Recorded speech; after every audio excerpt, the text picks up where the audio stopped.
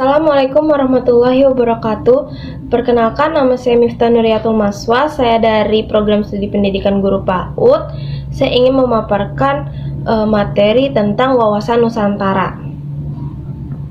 Wawasan Nusantara adalah sikap bangsa Indonesia mengenai diri dan bentuk geografinya berdasarkan Pancasila dan Undang-Undang Dasar 1945. Dalam pelaksanaannya, wawasan Nusantara mengutamakan kesatuan wilayah dan menghargai kebinekaan untuk mencapai tujuan nasional.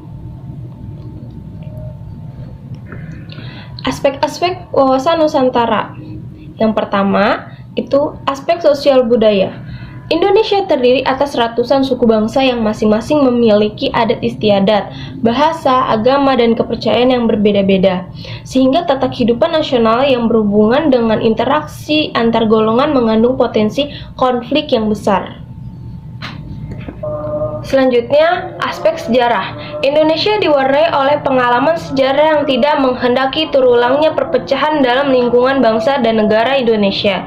Hal ini dikarenakan kemerdekaan yang telah diraih oleh bangsa Indonesia merupakan hasil dari semangat persatuan bangsa Indonesia yang sangat tinggi sendiri. Jadi semangat ini harus tetap dipertahankan untuk mempersatukan bangsa dan menjaga wilayah kesatuan Indonesia.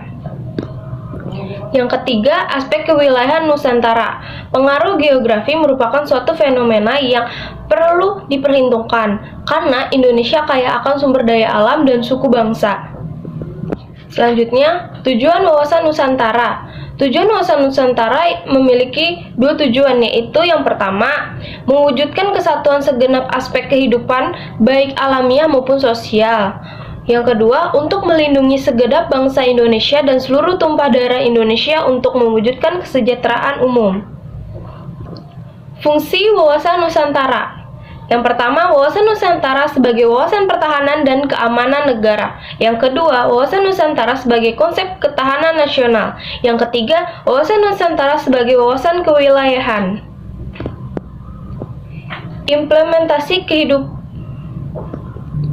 Implementasi wawasan Nusantara.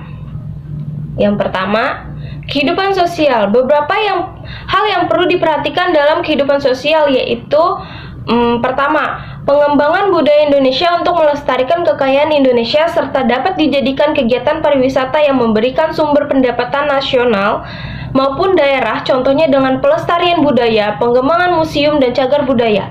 Yang kedua, pengembangan kehidupan bangsa yang serasi antar masyarakat yang berbeda dari segi budaya, status sosial maupun daerah, contohnya dengan pemerataan pendidikan di semua daerah dan program wajib belajar harus diprioritaskan bagi daerah tertinggal.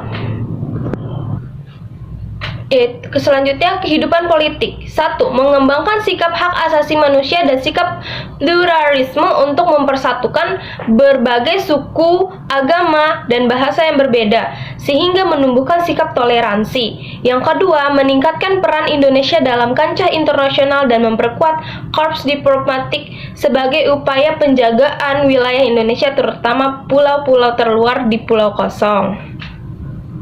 Kehidupan ekonomi. Pembangunan ekonomi harus memperhatikan keadilan dan keseimbangan antar daerah. Oleh sebab itu, dengan adanya otonomi daerah dapat menciptakan upaya dalam keadilan ekonomi.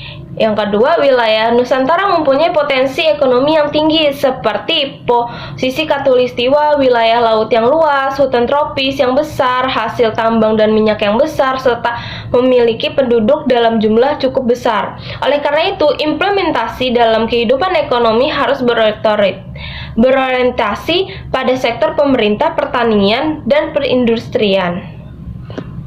Selanjutnya, kehidupan pertahanan dan keamanan. Beberapa hal yang perlu diperhatikan dalam kehidupan pertahanan dan keamanan yaitu membangun TNI yang profesional serta menyediakan sarana dan prasarana yang memadai bagi kegiatan pengamanan wilayah Indonesia, terutama pulau dan wilayah terluar Indonesia. Yang kedua, membangun rasa persatuan sehingga ancaman suatu daerah atau pulau juga menjadi ancaman bagi daerah lain. Rasa persatuan ini dapat diciptakan dengan membangun solidaritas atau hubungan erat antar warga negara yang berbeda daerah dengan kekuatan keamanan. Unsur-unsur wawasan nasional Nusantara.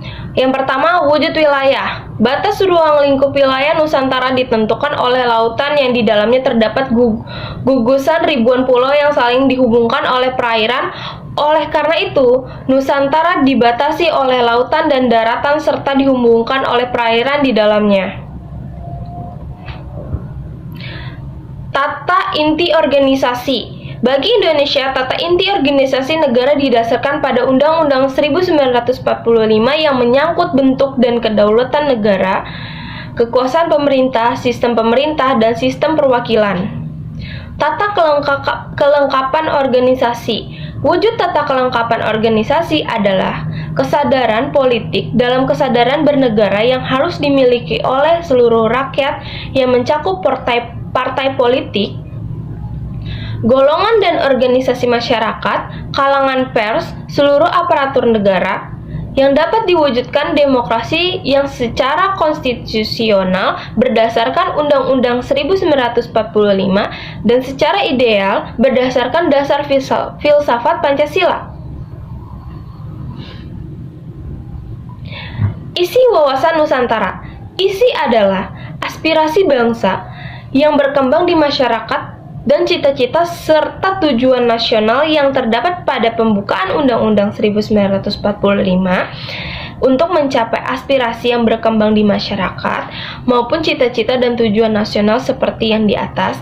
Bangsa Indonesia harus mampu menciptakan persatuan dan kesatuan dalam kebinekaan dalam kehidupan nasional. Tata laku wawasan Nusantara mencakup dua segi, batinilah dan lahirilah.